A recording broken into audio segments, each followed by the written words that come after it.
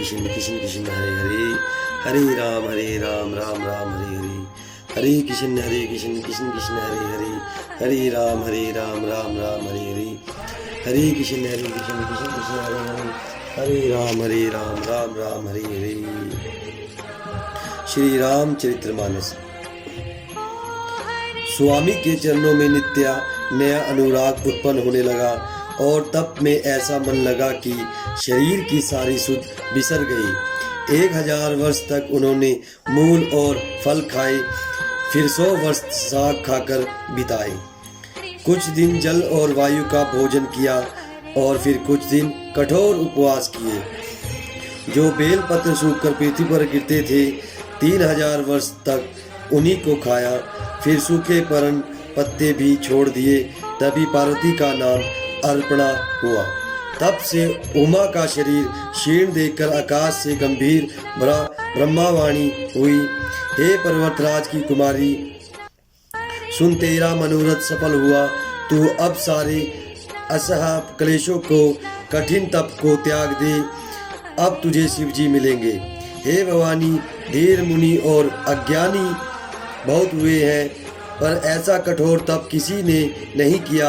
अब तू इस श्रेष्ठ ब्रह्मा की वाणी को सदा सत्या और निरंतर पवित्र जानकर अपने हृदय में धारण कर।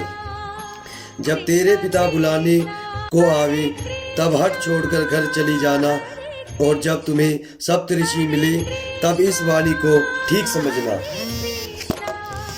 इस प्रकार आकाश से कही गई हुई ब्रह्मा की वाणी को सुनते ही पार्वती जी प्रसन्न हो गई और हर्ष के मारे उनका शरीर पुलकित हो गया। याज्ञवल्क्य जी भरद्वाज जी से बोले कि मैंने पार्वती का सुंदर चरित्र सुनाया, अब शिव जी का सुहावना चरित्र सुनो।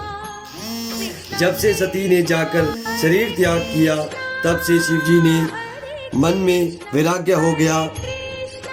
वे सदा श्री रघुनाथ जी का नाम जपने लगे और जहाँ तहाँ श्री रामचंद्र जी के गुणों की कथाएं सुनने लगे। चिदानंद सुख के धाम मोह मद और काम से रहित शिव जी संपूर्ण लोगों को आनंद देने वाले भगवान श्री हरि श्री रामचंद्र जी को हृदय में धारण कर भगवान के ध्यान में मस्त हुए पृथ्वी पर विचरने लगे। वे कहीं मुनियों को ज्ञान का उपदेश करते और कहीं श्री रामचंद्र जी के गुणों का वर्णन करते थे। यद्यपि सुजान शिव जी निष्काम है, तो भी वे भगवान अपने भक्त सती के वियोग के दुख से दुखी हैं। इस प्रकार बहुत समय बीत गया। श्री रामचंद्र जी के चरणों में नित्य नई प्रीति हो रही है।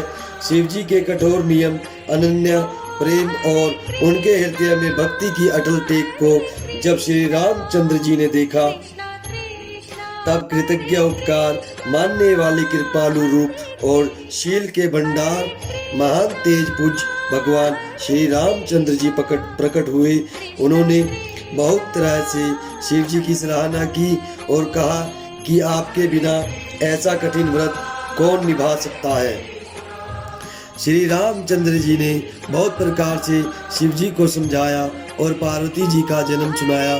कृपा निधान श्री रामचंद्र जी ने विस्तार पूर्वक पार्वती जी की अत्यंत पवित्र करनी का वर्णन किया।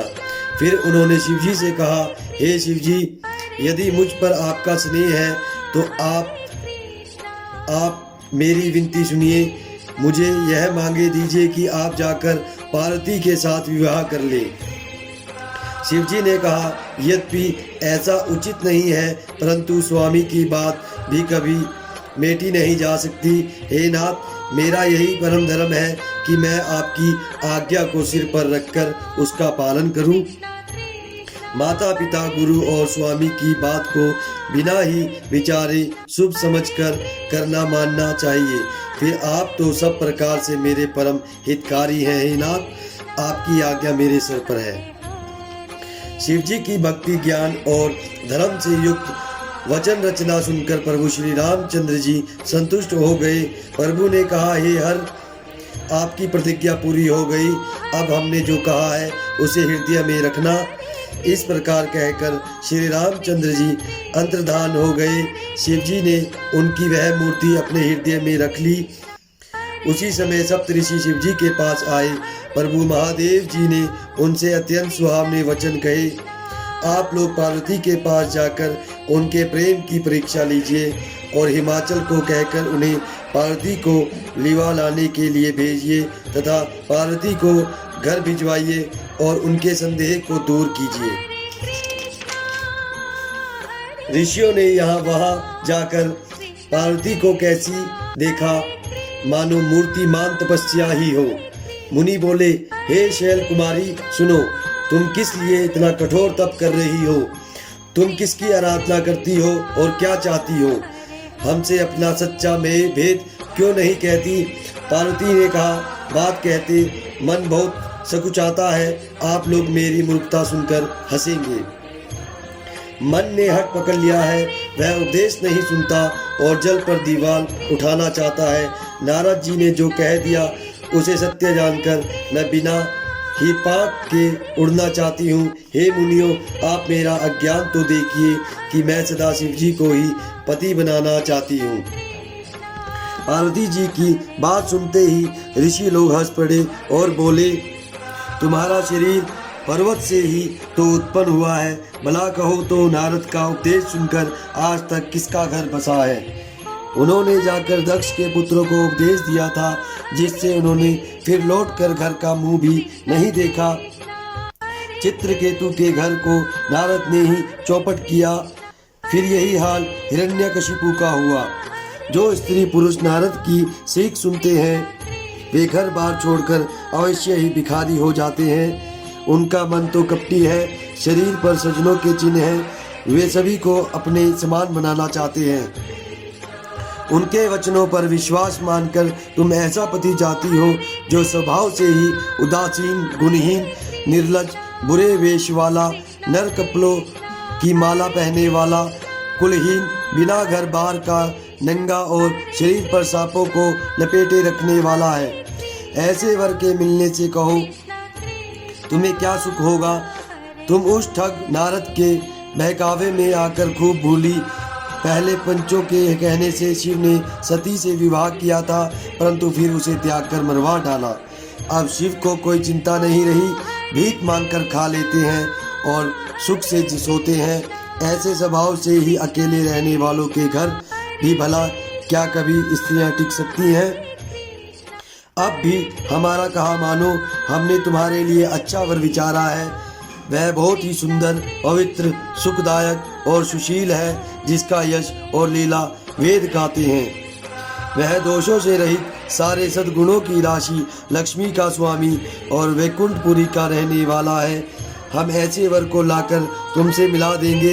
यह सुनते ही पार्वती जी हंसकर बोली, आपने यह सत्य ही कहा है कि मेरा यह शरीर पर्वत से उत्पन्न हुआ है, इसलिए हट नहीं छूटेगा। शरीर भले ही छूट जाए, सोना भी पत्थर से ही उत्पन्न होता है, सो वह जलाए जाने पर भी अपने स्वभाव सर्वगुणत्व को नहीं छोड़ता। अतः मैं नारद जी के वचनों को नहीं छोड़ूंगी, चाहे घर बसे या उजड़े, इससे मैं नहीं डरती। जिसको गुरु के वचनों में विश्वास नहीं है, उसको सुख और सिद्धि स्वप्रमेय भी सुगुण नहीं होती। माना कि महादेव जी अवगुणों के भवन है और विष्णु समस्त सद्गुणों के धाम है, पर जिसका मन जिसमें रम गया उसको तो उसी में काम है। हे मुनीश्वरों, यदि आप पहले मिलते तो मैं आपका उपदेश सिर माथे रखकर सुनती, परंतु अब तो मैं अपना जन्म शिव जी के लिए हार चुकी, फिर गुण दोषों का विचार कौन करे। यदि आपके हृदय में बहुत ही हट है और विवाह की बातचीत भरेखी किए बिना आपसे रहा ही नहीं जाता, तो संसार में वर कन्या बहुत है। खिलवाड़ करने वालों को आलस्य तो होता नहीं, और कहीं जाकर कीजिए। मेरा तो करोड़ जन्मों तक यही हट रहेगा कि या तो शिव जी को वरूंगी, नहीं तो कुमारी ही रहूंगी। स्वयं शिव जी 100 बार कहें तो भी नारद जी के उपदेश को नहीं छोड़ूंगी।